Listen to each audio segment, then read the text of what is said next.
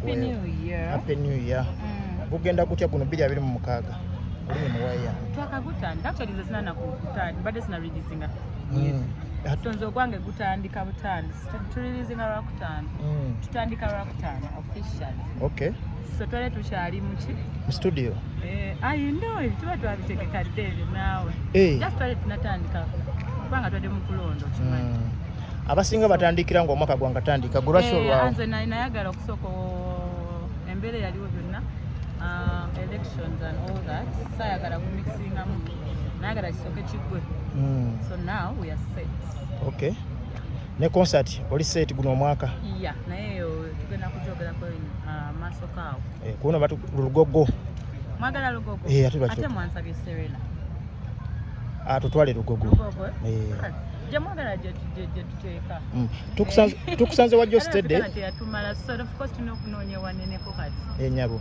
Tukusanze wajjo steady n'omwebaza okubeererawo nga toyina kyoli. Soko tuyisemuko embeera yali etya. Because zijukira we nakwera semwe ne Jojo yani ka video kokalaba olaba. Nali katini we. Nali ku campus nga sirina actually ezo bayi yali collabo yange yasoka. Wemba sera. Yasoka era badaba. Kale. Yara antu manyi lwaki nkugamba eno. Yara badaba nali si performing.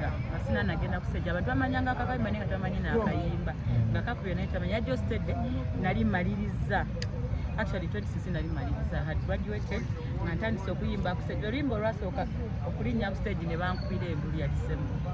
Okitegera like ngabalumanyi n'omuntu abamanyi nga ndi out of campus nga ndi actively a musician now. Yali George. Okay. Mu budde bwa okufuna collabo kyabanga kitya nga ku George? Sabina nakuli manti ne process eyo kubanga then I had my ex manager. Nali ne Bush that time. So but I remember yangambanga ali kugane George ndaboza gerezga it took time kubanga era tebyali byangu of course ebya collab that time abayimbi bali bazibu that time bayilawo George chemanyi teyatuwa buzibu because Bush never told me anything right atubalubiriza wachi I remember shooting a video smoothly twakolagana wamu twapushinga wamu that song is very big if not actually one of the nyimba zange single akazi nyimba sasa.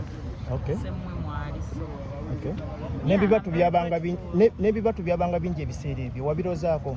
Ebibatu bye nganga olumi lwentegera. Nganga olumi lwentegera. Omuyimbi nakugamba nti okuwa collabo soko kole kino. Ebirala. Nganja Katonda George nedda bambi. Sengale tukolagana ndowooza. Senge ebyo byalimu. Ndoza mutu efe our relationship ebadde smooth like that. Okay. So owulira otyanga omwaka oguwedde yali mu depression nebantwala ne mu rehab kati akomyewa aina concert. Exactly, we are very proud of him. George tuli proud of you.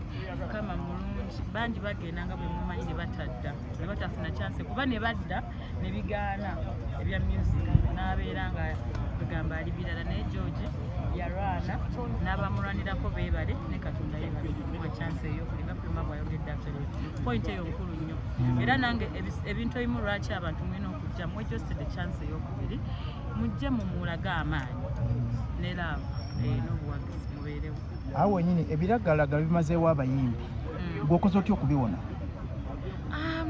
Ekisa kya Katonda kubanga honestly eno industry kizibu nnyo okubyewala obulamu bwe tulivinga gye tuyitira bye tuyitamu sometimes it's too much for people to handle naye bw'obanga gw'okyasobola okwehandolinga nga kwegamba omanye ebyo si solution kubeera ebidagala bigenda kujja era bikuleke mu mbeera eyo era bikuveeko era oddemu ogirowoozekera ekomewo embeera tebigenda kubawo mbeera so abantu abasinga abatannaba bambi bambi I know it's very hard. Naye naffe fenyini sina byenkozesa.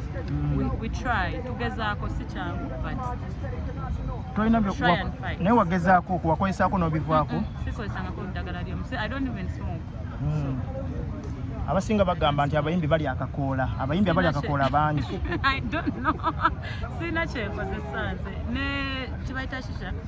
Shisha, ice. Kenyini tewali kyensmokinga so honestly I can't do any drugs and I advise abayimbi abali nga temunnaba kutandika bambi mulwane nnyo mulwane kimanyi embeera esobola okugaana naye olina ebintu tusobola okufuna ebintu bingi gye tuddukira nga si ebyo kubeera ebyo bikuvaako n'osigala ng'okyali mumbi ate actually ne bikutta busi ne bikuruuninga.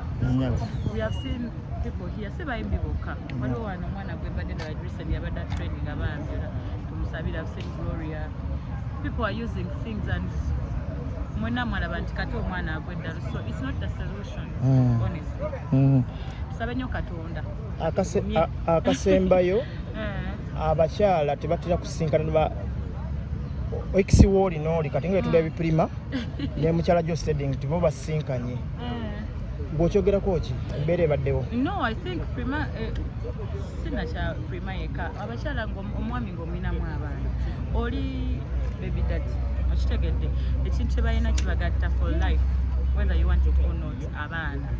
So wobeera mukyala ng'olimako olina omumanya nti omwami waaba alina abaana. I think it's only right for abakyala okukola wabeerewo enkolagana kale for the kids, for the children, for the raising abaana nga tataabwe bamulabako. Nze nkisanyukira nnyo era Prima, I'm very proud of her. Omukyala wa Jojo yali humble nnyo mumanyi, ali very humble, muntu mulungi nnyo, alina eddiini yekwata bulungi, yebale okubeera nga asobola okuba understanding. Si buli mukyala nti abeera understanding. I think it's professionally a relationship of family raising children. Bino byonna byemulaba biba bya katemba bali buli omu moved on, they are all happy, buli omu ali bulungi. That's the fact as far as I know. Bino byonna byemulaba biba bya just kusudiya okitegeera. They are just raising their children and I think it's a healthy relationship. Thank you for your time. Thank you so much. Okay.